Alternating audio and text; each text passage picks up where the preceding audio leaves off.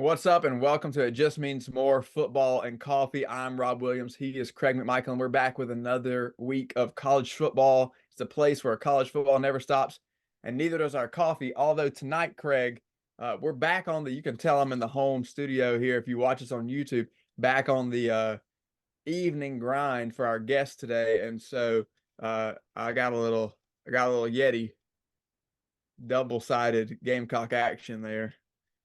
So we're working with it. You got it? You sipping on something over there? Pinkies up, baby. I've got bubbly Oh, nice. water. Bubbly. Always refreshing. Flavor?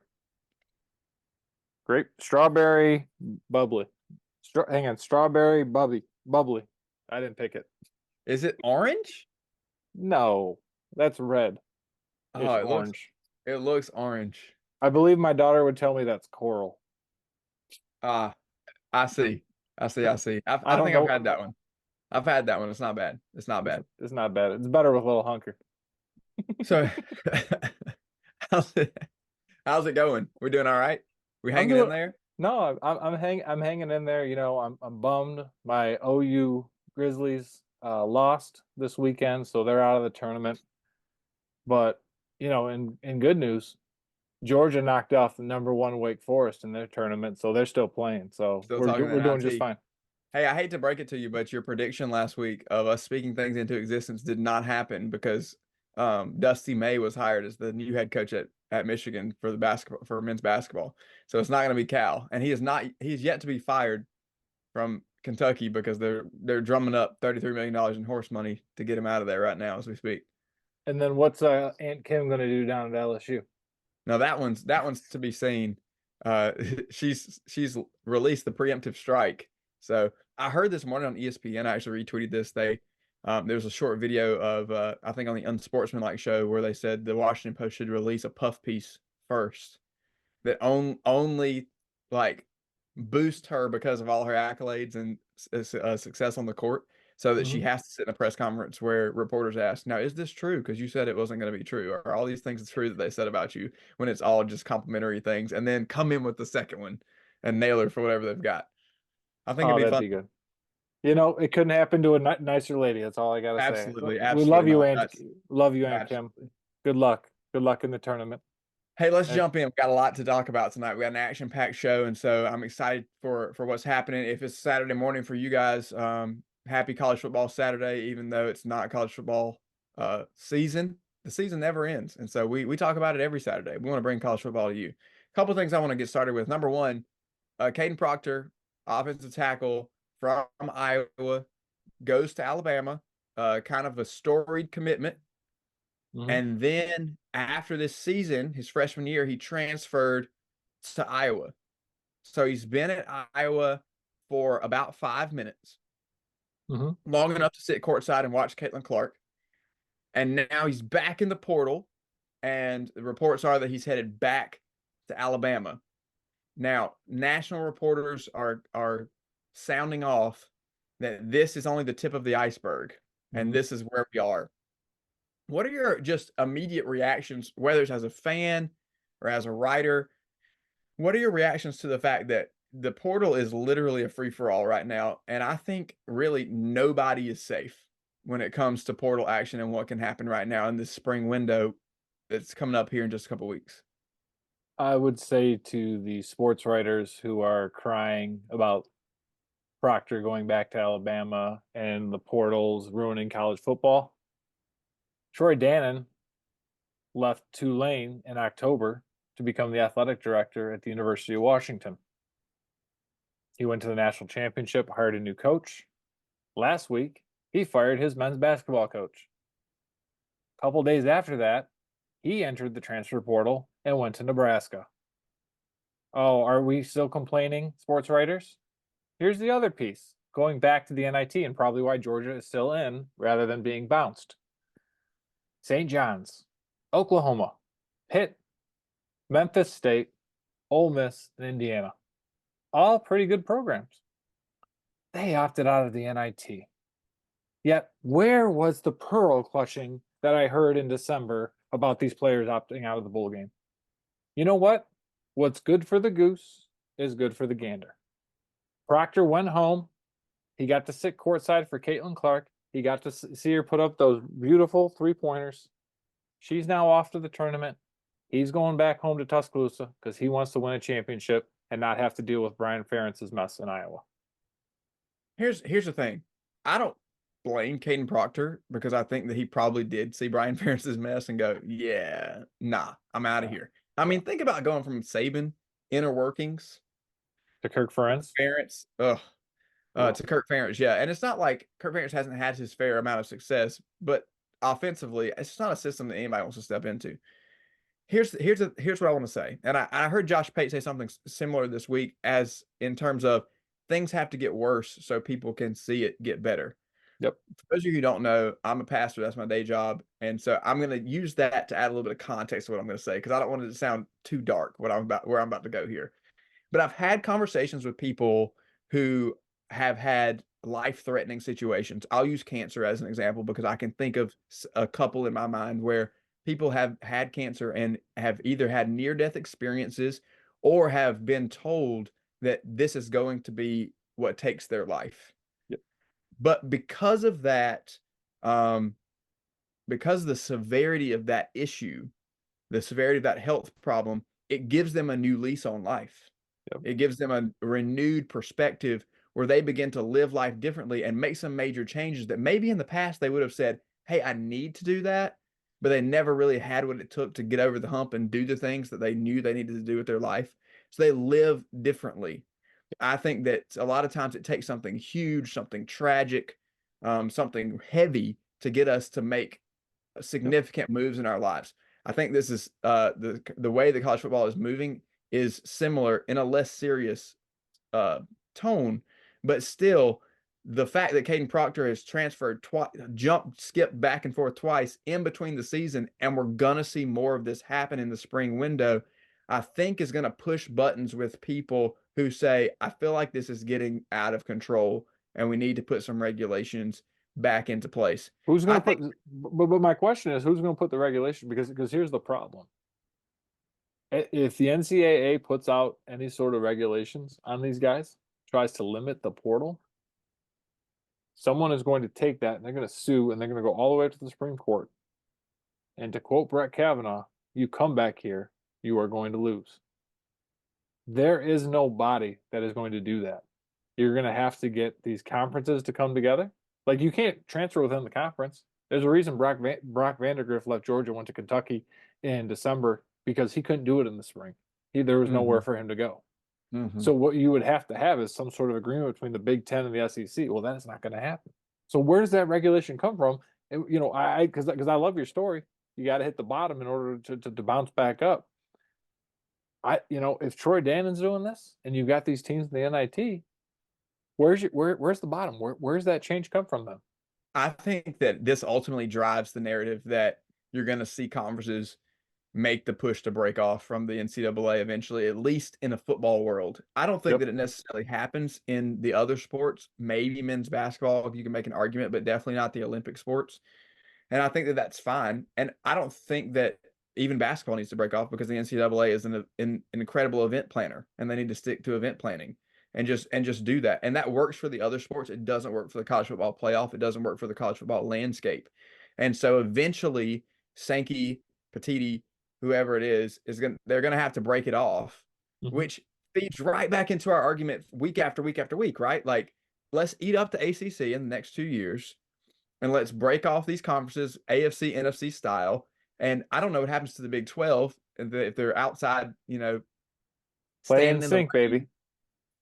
Or if you don't think this is going to happen, but if maybe Sankey or Petiti tries to pick off one or two of those to get us to a 24-team league on each side, just to get to that number, I think we could see that happening. I think we're within a 5-year window because they're not going to let this fly for too much longer because coaches. So you're talking about it happening for 5 years, twice a year, in the fall, in the winter, and in the spring. So you're going to let 10 cycles of this go?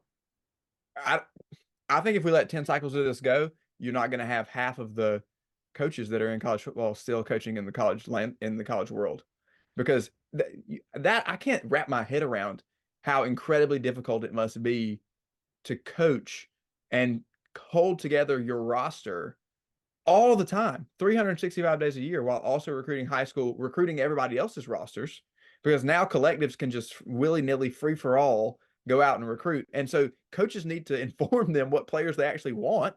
It's not like you can just go out and recruit. Oh no, You know, there's a wall. They don't talk to coaches and collectives don't talk to them. yeah, for sure. For sure. Definitely doesn't happen. Well, Doesn't happen. how is that even plausible for us to buy that narrative that coaches and collectives don't talk? If the collective sees a second string linebacker that they like, and you got Joe Blow that made a bunch of money and started a collective. In South Carolina's case, you have the collectives just merged, and so you Yep. have a senior consultant that was on the other collective that came under the Garnet Trust that was a top high school evaluator for 24/7 for Rivals for ESPN. So maybe he can look at talent from a collective standpoint and go like, I Didn't like this guy. Vanderbilt do that too? Didn't I don't like. Vanderbilt brought in someone like that, 247 guy for Clark Maybe Lee? so. Maybe so. Maybe that's not a Um, good example for South Carolina. Maybe I should just strike that from the. yeah, exactly. But for most collectives, it's not necessarily a football guy. He can't just go out and evaluate talent, and he's got to talk to a coach, especially now that it's very clear. Hey, just go throw dollars at this guy and get him in here. Speaking of coaching, You know who's upset? Jeremy Pruitt. That poor guy. Just had that McDonald's bag. Tennessee. He had like the mask over hey, the those are Big gator Macs, over his Greg. head, and like what a disaster that guy was. No, but here's the deal. Like at the end of the day, I just have a hard time. Like I don't disagree that Proctor leaving is frustrating, and I get why fans, they're putting money into Iowa. Brett talked about this last week with Mizzou. Mizzou fans are buying the pizza. Yeah, They're yeah, buying those individual stuff. Iowa's collective had to come out and say, hey, listen, Proctor did not get paid out of the general fund. That was coming out of like corporations and stuff like that. yep, But at the end of the day, when you have Troy Dannon doing this, and you have, even you say the coaches who are frustrated by it, uh, the guy from Boston College that left, Jeff definitely. Yeah, Halfley, right? He leaves like either just before signing day or just after signing day. yep, He can just go. Chip Kelly all of a sudden bails 2 days after signing day, and he's over yeah. the offensive coordinator at Ohio State. Like I At have a least there's hard. money. At least there's contracted money tied to that, though. Yeah, but listen, they don't. Saban came out 2 weeks ago on Capitol Hill and says they just want revenue sharing. They don't want to make these guys employees. And here's the deal: if I you want make, revenue sharing. I do too. But listen, I don't think you're going to be able to lock them in, like because of whatever that regulation, whatever it comes down. If the NCAA comes down so hard on the players, I'd be a player. I'd be like, look at Dannon. What the hell is he doing? Why are you leaving Seattle for Lincoln, Nebraska? No offense, our Cornhuskers, but Seattle's gorgeous. It's one of the best campuses. But like, it's just like so long, the power balance has been so out of whack, and the coaches and the athletic departments have been able to tell these kids, this is when you're getting up. This is where you can transfer. This is where you can't transfer. Where you're not going. Now the players get a voice, and now the coaches are crying, "Oh, it's so hard. These kids aren't loyal." Yeah, no crap, they're not loyal. Nobody's loyal anymore. Troy Dannon's not loyal. All these NI teams are not loyal. So I just I have a hard time with it. I understand it. I empathize, but I have a hard time justifying that, coming down on these players. All right, let's shift gears. Speaking of coming down on players, uh, for years, in Columbia, we've ridden the jokes of the head ball coach Steve Spurrier and saying that we appreciate playing Georgia early in the year because you may still have some players that are suspended or arrested or locked up at that point in the year. So let's talk about Trevor Etienne and furthering the narrative that there's a culture problem in Athens. For the record, I'm going to stand on the Kirby side of this for just a moment and say I don't think there's a culture problem. There's too much winning for there to be a cultural problem at this level. I think there's a general, I don't know, immaturity problem with some of these kids, and I question the Athens Police Department. I feel like they're gunning for the headlines of some of these guys, but you know, multiple charges including DUI doesn't look good for ETN. You tell us, as a guy who as somebody who covers the Bulldogs, what do you think? What are you feeling when that headline drops that your star? We've just talked about this, right? Like we didn't even need to talk about him when we did our Georgia spring preview Yep. because he's going to be number one. He's going to be getting the ball, Yep. and here are the charges against ETN. So you go for it. What are you feeling? What are you thinking? What did my mom always tell me? Nothing good happens after midnight. 4:35 a.m. Sunday morning, Trevor Etienne was booked for DUI, alcohol less safe, reckless driving, failure to maintain lane, improper driving on the road, and affixing materials that reduce the visibility of the window and windshield. Sure, the Athens Police Department has it out for the dogs, but here's the deal. Kirby Smart is being more Bud Kilmer than he is actually coming down on his players. Last year, our back-to-back national championship celebrations were cut short because of Devin Wilcock and Chandler McCoy, a UGA staffer, were both killed in a high-speed accident. And nothing changed. 14 players were charged with speeding and reckless driving by either the Atlanta PD or the Fulton County PD after that accident. And everything has been handled internally. So I do go after Smart because here's the deal. He has set a standard of what it means to be excellent on the football field. Georgia is one of the top and the preeminent programs in the country and in the Southeastern Conference. But this blatant disregard and everything that is going on is absolutely ridiculous and uncalled for. And yes, someone has to look at Kirby Smart and say, you've got to get your shit together because it is wrong. You've already lost 2 people. How many more do you have to lose before actually something changes? I think that's to your point. It is alarming that loss of life didn't cause a shift, Right. and that you have that number of arrests coming after that incident. I think that it does call into question what handling it internally looks like. So What's Georgia, what's happening? so here's what happens. Georgia has an official policy. For a DUI, you get a 1-game suspension. So the old ball coach was right.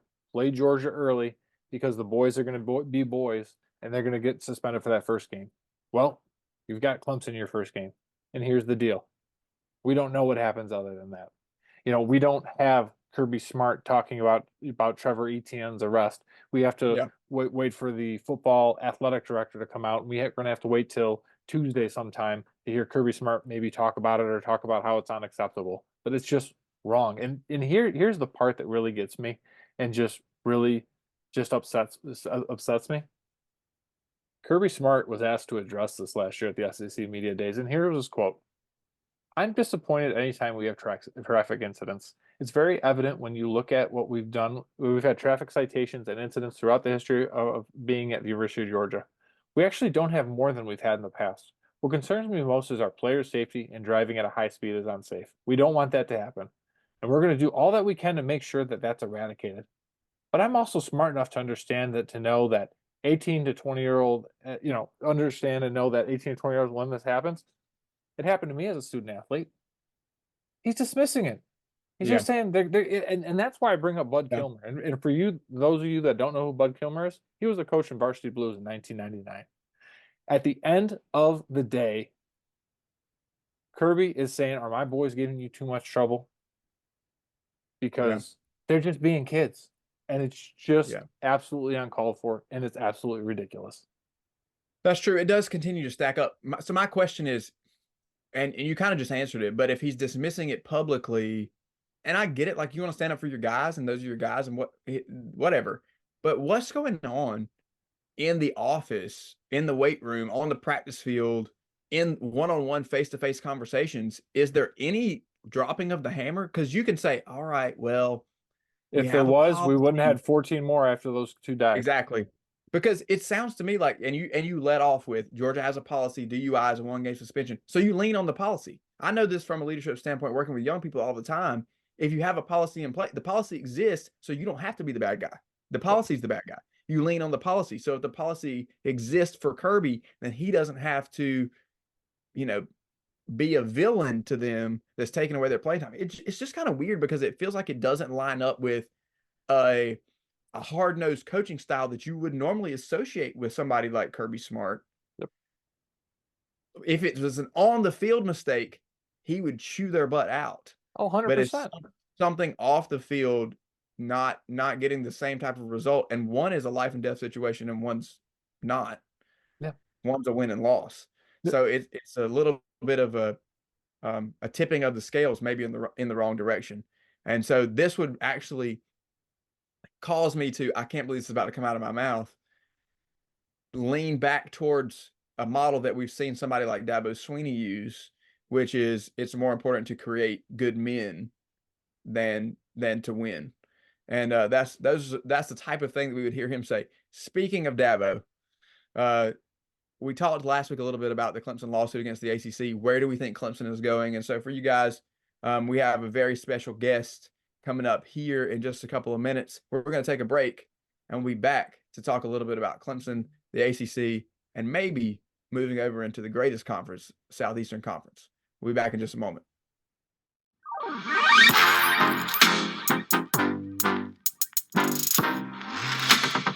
Welcome back to It Just Means More Football and Coffee. Again, I'm Rob Williams with Craig McMichael, and we have Casey Cregan with Message Board Geniuses podcast. Casey, what's going on? What you drinking? I know that you listened to the show a little bit, so you knew we were going to ask that question.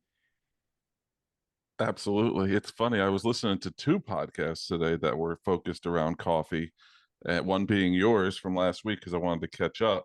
But I'm not a coffee drinker, so I don't mean to disappoint you even before I come on the show. I know Craig is with his hoity-toity coffees that he's drinking, but Rob, you're more my speed. Go down to the corner Spinks or QT and get you whatever's hot that day. I like I'm a QT. Snapple guy. Snapple. You can't. I'm a Snapple iced tea guy all day. I actually have two for the show here tonight. So double fist. This is my coffee. This is my cooking coffee. With grease. He's got two. Hey, we're excited to have you on. I want to jump right in and kind of get going. Talk about Message Board Geniuses. Talk about the podcast. You were just kind of catching us up on some amazing things you guys have been doing and just all of the connections that you've been able to make. How did it kind of originate? How did things come together for you guys? It's really funny, and we don't usually give this person any credit, but Big Game Boomer of all people, for those that know Twitter, kind of threw us randomly into a group chat, and I actually helped him on his podcast when he got up and running. We kind of left on not so good terms.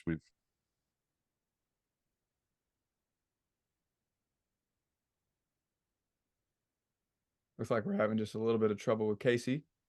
Try to grab him back. See if we can't get him reconnected. See, that's why you got Craig coffee, everybody. Yeah, it keeps you fueled. Yeah, exactly. And there's such nice guys.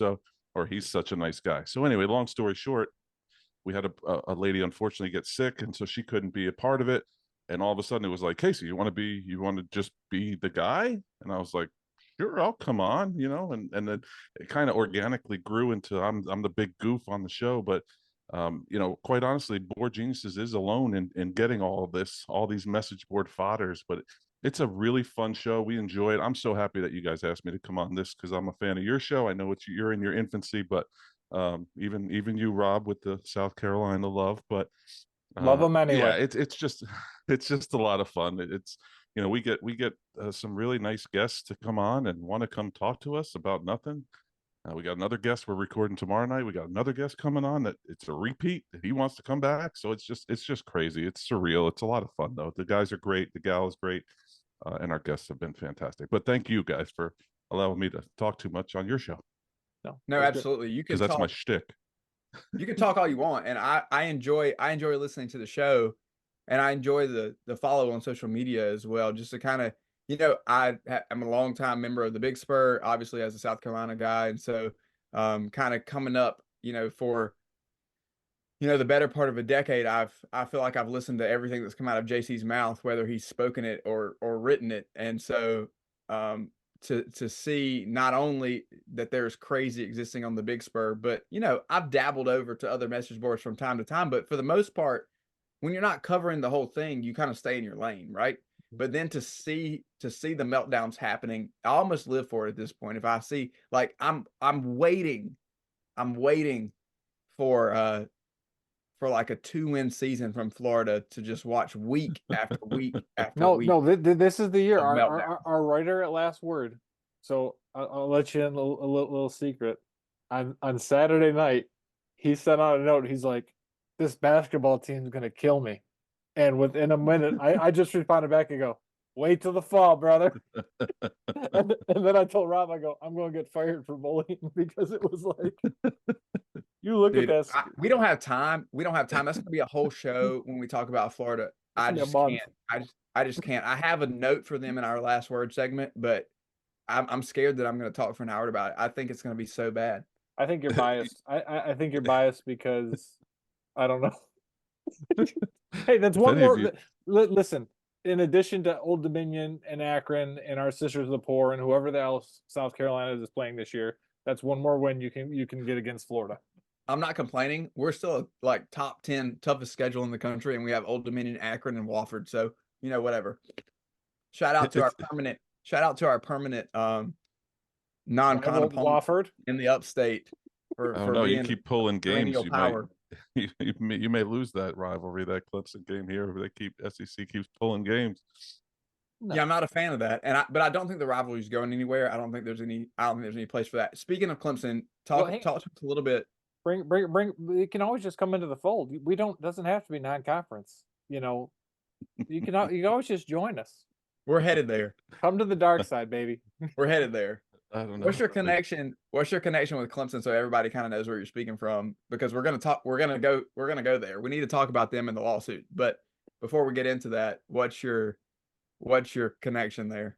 So I went to Clemson. I'm actually a Jersey kid that like many of my brethren from Jersey, ventured south. And so I went to Clemson 95 to 2000. So I'm an old head now, and just kind of dabbled. I still work a little bit with the Clemson sports media, covering a couple baseball games, and I did a football game this year as well. Just kind of helping them out because writing is a passion of mine. I love writing, so I love the fact that the access to players. But really, that's my forte. And quite honestly, and this is gonna kind of put me in a strange light here, but Clemson baseball has always been my favorite, and I love Clemson football, and I love Clemson baseball that much more, and always have. So it's a weird thing that I put baseball on the pedestal way higher, even though we blew it in 2010, 2002 to South Carolina both times. But when I was in school, it was a great run. But yeah, that's my connection. I just dabble. I'm friendly, very good friends with a couple of the beat writers there. Recruiting's not really my thing, but as far as X's and O's aren't really my thing, but I'm kind of a fan. And quite honestly, guys, in my old age, I've gotten relaxed a little bit. Like, losses don't hurt me anymore. I used to be inconsolable after losing games. Now it's just like, nah. But I'm back in South Carolina, so maybe it'll grow from here.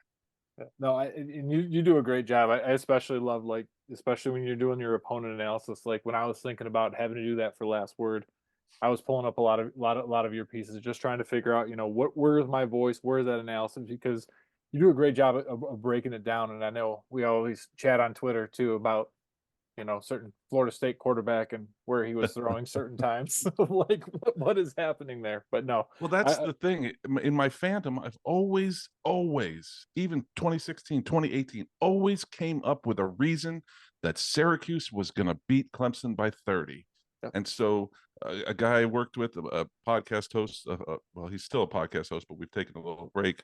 Marty Coleman is his name. He kind of said, lean into that. And why don't we just do that? Focus on why. So it was like, that was fun for me to go in and say, well, this running back through, Sean, what was his name? Sean Tucker, was not happy with Sean Tucker this week, but he ran for 348 yards last week, forgetting it was Old Dominion that he was running against. But still, like, I convinced myself.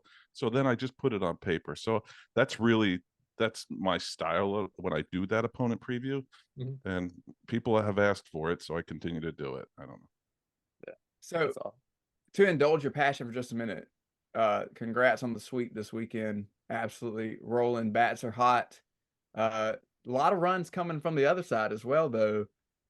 It's interesting to me talking with a friend of mine. He has a show called Sub-Zero Sports, and he's a Clemson guy as well, and talking a lot about uh, we were just kind of texting back and forth about the series this weekend. He has some concerns about the pitching long term, but right now, I mean, a lot of runs coming across the plate. So Clemson baseball is looking pretty good in 2024.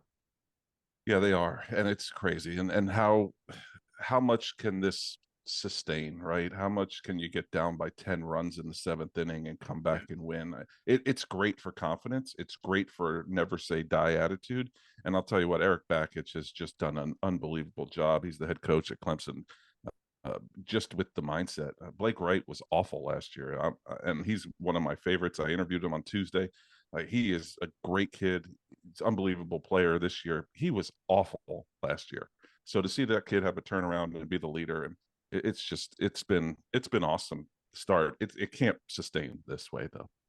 It'd be interesting to see how it plays out. So Well, hang on, we can't go anywhere without mentioning the other South Clemson's hottest team, their women's lacrosse team. They have one of the so again, I'm the lax bro here, so I got to bring it up. You are the lax bro here. I played in high school too, Greg.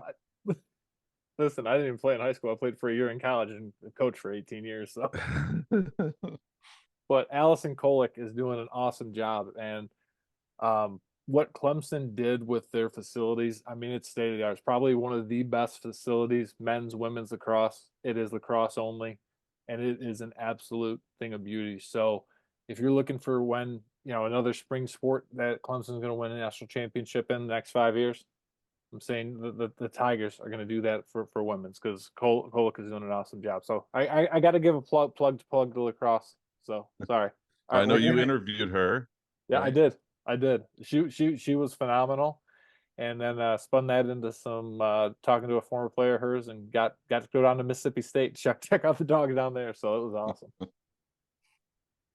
Casey, when we look at all of Clemson sports, we're looking at playing in the ACC, and it's been that way for a long time. But now you have a lawsuit from the school against the ACC. My position has been on this show, and because you've listened along, but I'll just restate it for anybody who may have missed those episodes. I think the ACC is toast in 2 years. I think we're on the way out. And so if I'm going to go on the short end of things, I think 2026, we're going to see it kind of start breaking down. And Craig and I just talked a little bit about how some of the changes in college football may cause an escalated timeline in Sankey and Petiti trying to break this thing off and get away from the NCAA. How do you feel about Clemson's ability to get out of the ACC in the next couple of years? Is that something that you, as a Clemson fan, that you want? I mean, I think the lawsuit looks pretty solid from what I've been able to look at. How does that strike you? How do you feel about leaving the conference that has been where you've lived for so long? It's so true. It's literally all I've known. It's an interesting thing. I was lucky enough to be in the baseball press box on Tuesday, the day I got there at 4 and the lawsuit came out at 11. Mm-hmm. So you can imagine everybody and anybody that was there was talking about it, from beat writers to play-by-play guys from TV and radio. The thing that I didn't realize really was that it's more about like the rights. I mean, the grant of rights has always been this thing that's been over here for me. And I'm sorry, this is an audio medium, but I'm pointing to my far right here, that I don't really get it. And quite honestly, again, I play the goof, but I can lean into it a little bit. Like I don't understand it, so I don't want to read it. I love the fact that they need to go. I did understand the fact that they were saying like the rights, ACC owns the rights previous, and that's what the lawsuit is. It's if we leave the conference, we'll pay whatever we need to pay. Yep. And then you don't own our rights, even though it says 2036, you don't own our rights going forward. And I think that's the loophole. Like, I think that's the thing Florida State may have missed when they did the lawsuit. Sorry to get off there, but to answer your question, I SEC or Big Ten, right? Isn't that's the answer? That's the question. I can tell you that, and you're in South Carolina, Rob, you understand this, and I do to an extent, but South Carolina people do not want, not University of South Carolina, people from South Carolina do not want the Big Ten. Mm-hmm. Personally, I think it fits better with everything other than baseball. Sure. I think maybe not geographically, but as far Yeah. as the alignment, like, I think it actually may even add to the South Carolina Clemson rivalry, because now you're in the two biggest conferences, you have the money, and now you're playing like that Big Ten SEC challenge almost. Like, I don't know, Right. and maybe I'm getting in front of my skis here a little bit, but I just feel like they have to get out Yep. just based on money. And But to that, how do you stay? Like, you throw the lawsuit. Florida State throws a lawsuit. Clemson throws a You're done. lawsuit. Rob has talked about that. Like, you tell your wife, I'm going to go hang out with this lady over here. You're not coming back. Unless you're Mark Stoops and you're stuck in Lexington, but that's another story. He is stuck, isn't he? He is. Don't worry. I think he's going to compete for the MAC championship next year, so he'll be fine. I love that line you used last week. but that's the thing. Like, you're gone, and it would be interesting. I think Big Ten. Maryland went. It's like almost 10 years. I think it's about 10 years ago. We're about 10 years from Maryland going to the Big Ten, which is still weird. But I also wonder from the SEC's perspective and Clemson's perspective. I feel like the Big Ten offers something different. Yeah, the SEC is known, it's familiar. We have that school in Columbia, the Chickens or something like that. They're there. We already have a rival there. Now we have an opportunity to do something new. We get to go attack Ohio State. We get to go attack Michigan. But now we have access to the West Coast. And to me, that's where the SEC doesn't have it. SEC is good. Yeah. I was going to say that too. I think you're going to get a test. I think you're going to get a test pool this year with the newcomers to the ACC on what it would be like to travel across the country over and over again, in multiple sports, in all of your sports, not just your revenue sports, but your Olympic sports. Yep. What's that going to look like? And I think if that settles in a little bit, that makes the Big Ten look even more appealing, because that's not going to be as daunting to think, oh, we're going to have to go play 4 West Coast schools on a regular basis and be out there all the time. I kind of go back and forth on how I feel about it from the South Carolina standpoint, from the University of South Carolina standpoint. Traditionally, I want no part of Clemson from a total fan standpoint, not as a writer, not I get that objectively, but I don't want any part of them coming into the conference. But for years, I've listened to South Carolina fans say, let them come in and see if they can hold up against an SEC schedule. And I would be lying if I would say there's not a piece of me that wants to see what would happen if that was the case. So you're going to play Texas A&M in this part? They are your right. Now listen, they are your rival, so feel free. Feel free. You can. I don't know. I mean, right now they do kind of play Texas A&M. A couple years ago. No, but I'm saying, like, the way Texas A&M is viewing Texas and Oklahoma coming in, like, they kind of fought it, but now they're like, okay, yeah, good luck. Oh, I was speaking more of Clemson coming in and being mediocre, like Texas A&M coming into the SEC. Oh, okay. 10 years ago. I would say perennial 8-4, 9-3 to at least to start off with the way the roster sits right now. If they come into the SEC, that's just my assessment. And I'm trying to step outside of my garnet and black glasses to make that assessment. It's hard though, isn't it? It's a little hard. I think now, a few years ago with Trevor or Deshaun, I think that those rosters were elite, and so it wouldn't have 2018. It wouldn't have mattered. It wouldn't have mattered. Yep. But I think now it's tough. I don't know if I believe in Cade fully. Yep. You're gonna have to prove to me who's out wide catching the ball also. And so those are just some questions that I have if you're coming in. I think that you're still pretty stout defensively from a personnel standpoint, but Goodwin nobody's gonna have it like Venables. Yep. So I have a question before we dig into that roster. So from an ACC perspective, you have Florida State, Clemson kicking the door down. Who else? And this is something that I brought up. In your perspective, who else is valuable? Like from the SEC, I think UNC, UVA offer something as far as something different. Florida State, I wonder. Miami, I wonder.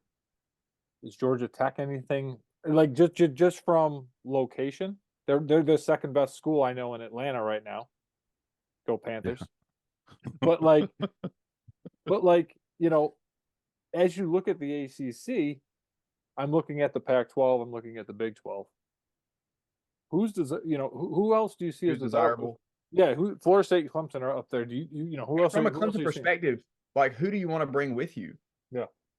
I mean, I'm going to step out again. Not smart enough to think on my own here, but North Carolina apparently is on board. They've already called Graham Neff, the AD at Clemson, and the board of trustees director already came out and was quoted as saying like, yeah, Clemson's got it.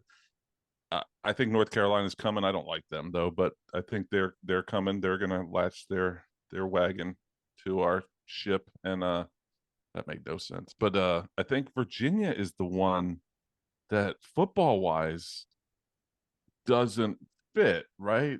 I mean, them and They Vandy are belong in the going to have Big the Ten. They belong in the Big Ten. They fancy themselves an academic school, and so they right. can go live in academia. But what about the beautiful? They could name a bowl game with them and Vandy every year. It would be beautiful. But as far as the Nerd Olympic Bowl. sports, What's it like? Friends of the Nerd Bowl or something. my cohort on Message Board Geniuses who says the country club sports they win. They win swimming. They win lacrosse. They win. Because they're a public polo. Ivy. Yeah, They are yeah. public From a Ivies. lacrosse perspective, North Carolina, Virginia. Let's go to Big Ten. Clemson again, because I think Clemson's been lacrosse is coming. So yeah, bring it to the Big Ten. But like from a football perspective, like that's the cash cow. That's money. Money's going to talk, Craig. Money is going to talk. But here's the problem: North Carolina. North Carolina's got some legislation now where North Carolina may have to put their hooks in with North Carolina State. Who wants? And we talked about this last week. I'll take them. Why? Because that's South Carolina classes. Because Carter Finley's better than Faroe Field in Columbia, Missouri. I'd rather have that environment. But what are you like? But to me, again, this goes to that sales perspective. Where's the value exchange? You are literally just having another mouth to feed in terms of South Carolina. No, but hang on. In terms of South Carolina, it's going to be harder now because now that North Carolina State is harder than Old Dominion and harder than Akron. You're going to have to play 9 games. You are competing in that middle range, and where you're at, it's making your job hard. Why bring them in? If I'm Greg Sankey, let them go. See if you can't bring North Carolina. See if maybe you can either bring Clemson or Virginia, and be good. Let the Big Ten go to 24, because here's the deal: we'll take you no matter what. We'll be like Leonidas and stand, making that last stand. Because here's the deal: as I said last week, these are where the athletes are. These are where the people want to play. Until you prove otherwise in the Big Ten that they want to go, they actually want to go do something.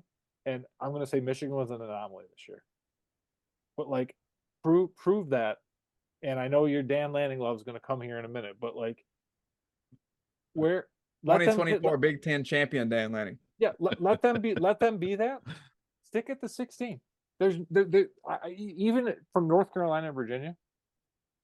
You don't. I'm not disputing what you're saying. I think North Carolina has enough monetary value that if they're going to hitch their wagon to NC State, then that's fine. Bring them. I think that's the next question, though. How many is too many? Is it 16? Is it going to be 20? It's 24. That's where we're going. You think it is? 24 each? 24. I think it's 24 each, and then the rest of the country's done for. Relegated to G5 status. And then you have AFC, NFC, 2 24-team conferences, and the rest of them will play in the bowl divisions. Yeah, but again, it's like, to me, 16 is where I like 16. Like I like 16 too. Right, I like the 14. 16. I like the Big 12 when it was 10. 16 makes sense. Yeah, right. Makes a ton of sense. But even when you had the round robin, everybody played each other. Like, but this is the thing: is like, again, you're growing for the sake of growing, but like, I think we're hitting that. I think we're hitting that tipping point. I think you're starting to see it with the dollars, right? The TV dollars, even for the college football playoff, didn't go up like they thought it was. The Pac-12 had a hard time, and Pac-12 had a lot of issues, but they didn't get those TV dollars. The reason why the SEC is still at 8 is they didn't get any monetary value to go to 9. So that's the challenge. Is like we talk about expanding, but I don't know if there's any dollars there available for it. I hate the money argument, but I try to find every other argument that it's not money. Right. But it is. I can't. It's so lazy of me to say that, but it's so true. It is. Yeah. So There's no way around it. Do you think from a Clemson perspective, people will give pushback to the SEC if that ends up being the move? No, I think that's where the fan base wants to go. I think that if you polled every possible Clemson fan, I would say about 85 to 90% would say SEC. That's a guess, but educated guess. I think the Big Ten's going to get extreme pushback if that's where they go. Yeah. Just all right. They like to travel. I mean, Clemson folks are like to travel, and Rob, you know this. Like they talked about Founders Field being the party, and Doug Kingsmore Stadium being church, and it didn't used to be that way, but that's what it is now, right? So, like Clemson folks are an older fan base, so they like to drive their cars with Mildred over to Columbia, or they'll go to Georgia. Oh, hey, we'll go to Gainesville because it's only 6 hours, and we can just, then we can go to our beach house and I don't know, the East Coast somewhere.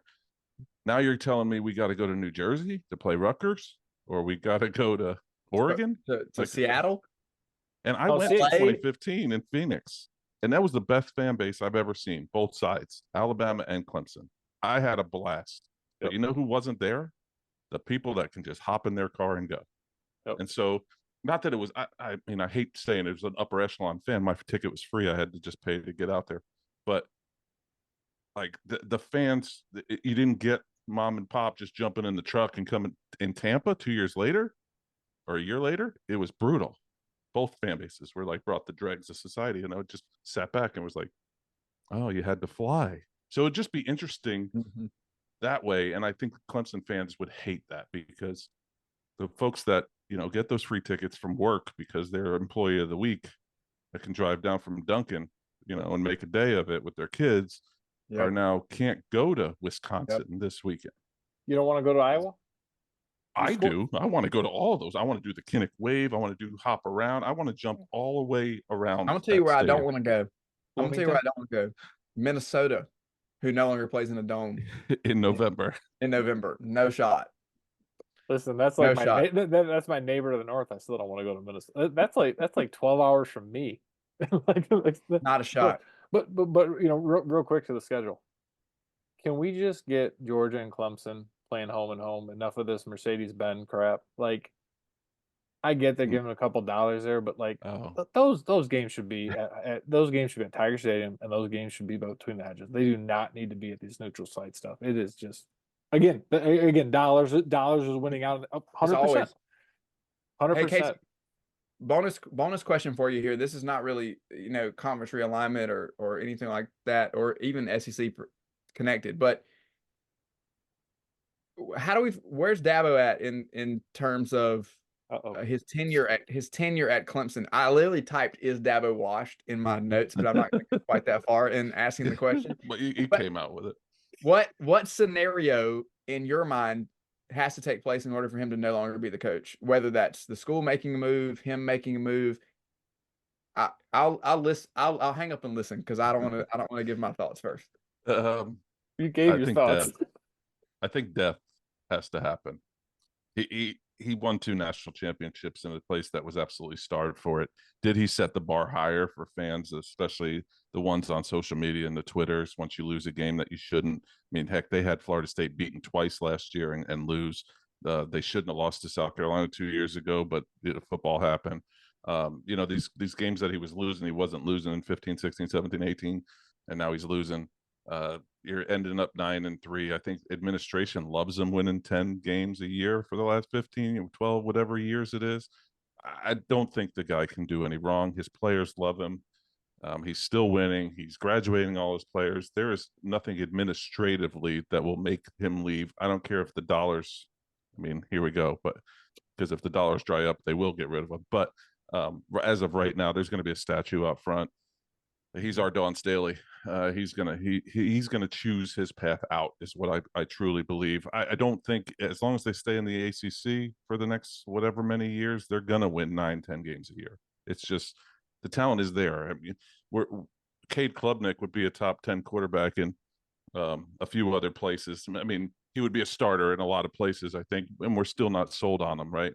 But I think our bar again is so high because we had Deshaun, because we had Trevor Lawrence, we had Kelly Bryant in between, who was a game manager and he was really actually pretty good, got him to the playoff. But there's a lot of pressure. I mean, you missed on DJ, you missed.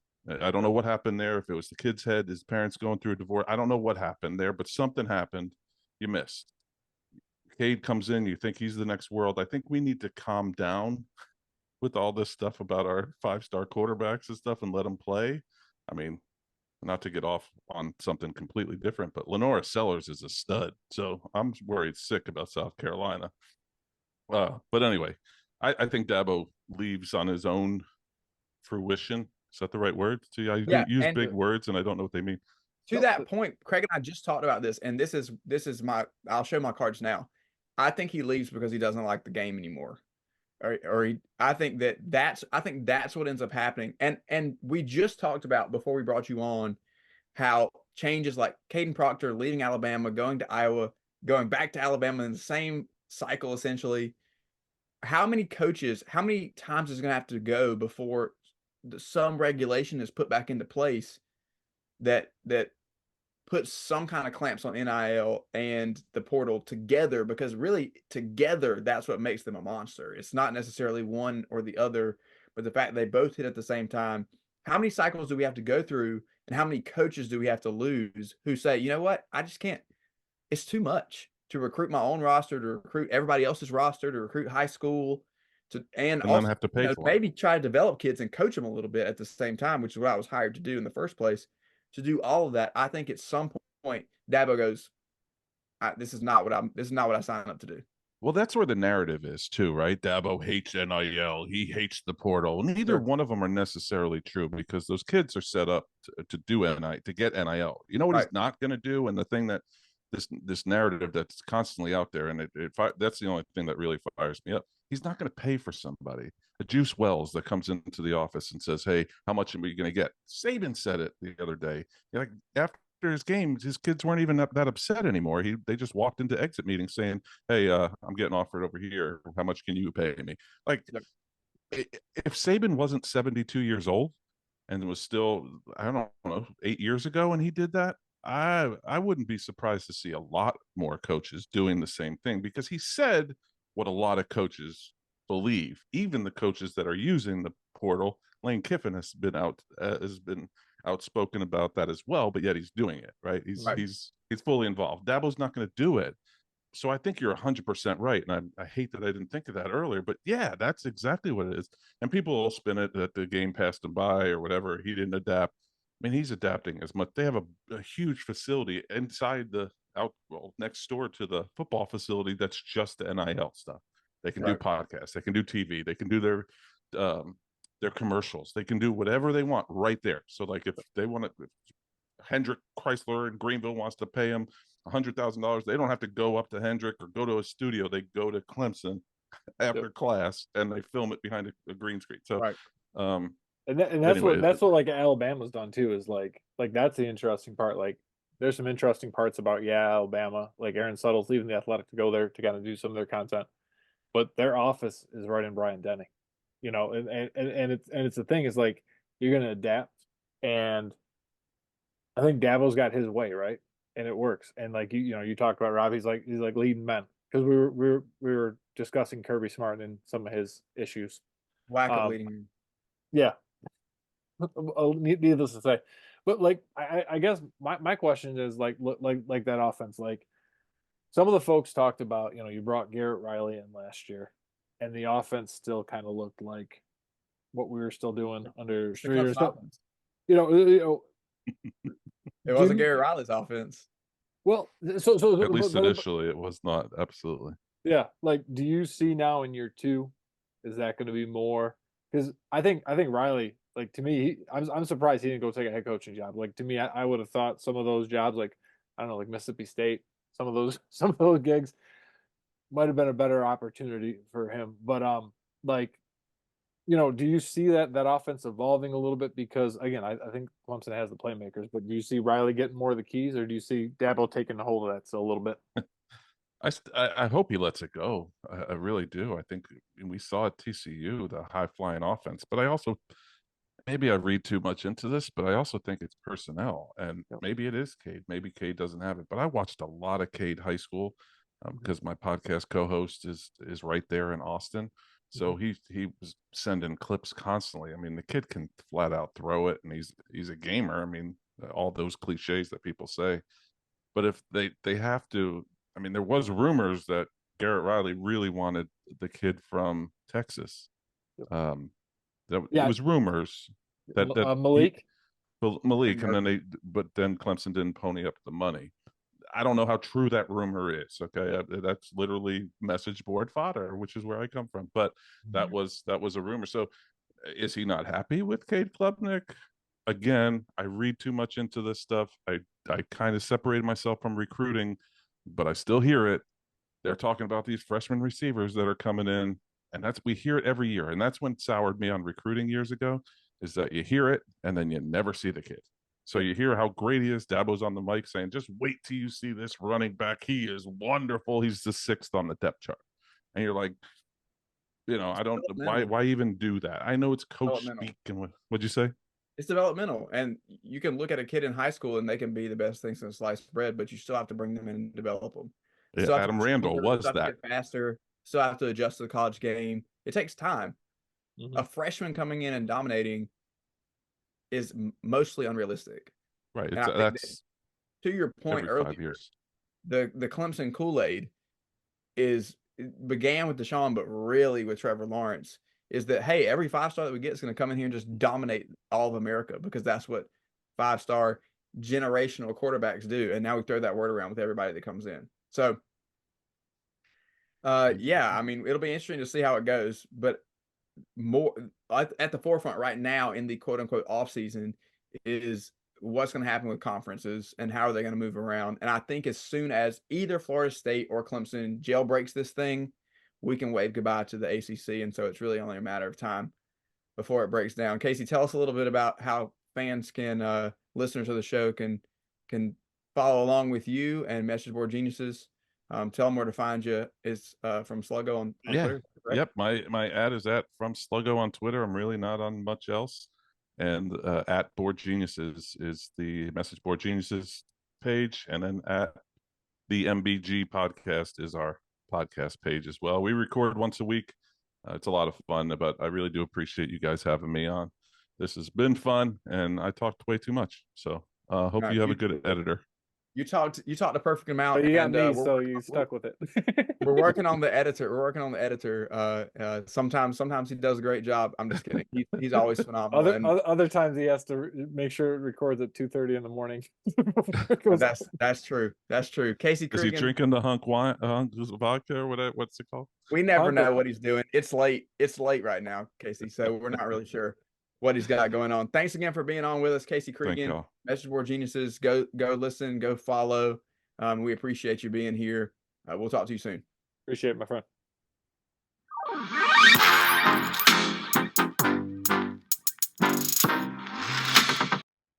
Welcome back to It Just Means More Football and Coffee. Rob Williams, Craig McMichael. What an incredible time talking to Casey Cregan, talking about movement within conferences, talking about a little bit of Clemson football and Clemson athletics in general, which was uncomfortable for me to say the least. But I was able to endure and be slightly objective at times and not be just garnet glasses the whole time that we were in there, right? Yeah, okay. Whatever you say, buddy. As you were forcing Dabo out with your question, I did call them a perennial power, so I gave him some kind of credit. Anyway, we call that a backhanded compliment. Here we are with the last word, a nod to what we have going on. Craig is going to have a piece coming out, I know, talking about the ETN arrest Anything else you got on last word this week? Hopefully we don't speed and I can actually talk about the back seven for Georgia. That's what I originally planned this week until Love it. ETN decided to go joyriding. Love it. I'm going to continue South Carolina coaching staff analysis. I'm not getting into any player breakdowns just yet because I'm not convinced any campus, any roster is safe in the spring portal window. I think major changes could be coming. Casey just said he loves Lenore Sellers. I'm holding my breath. I have no inside information, but if he was to leave, oh my goodness, the big We already Spurs got a would wide receiver melt coach. Maybe we down. could, maybe we could, maybe Georgia needs a running back just in case ETN's going to be suspended. No, no, we don't need no, and no.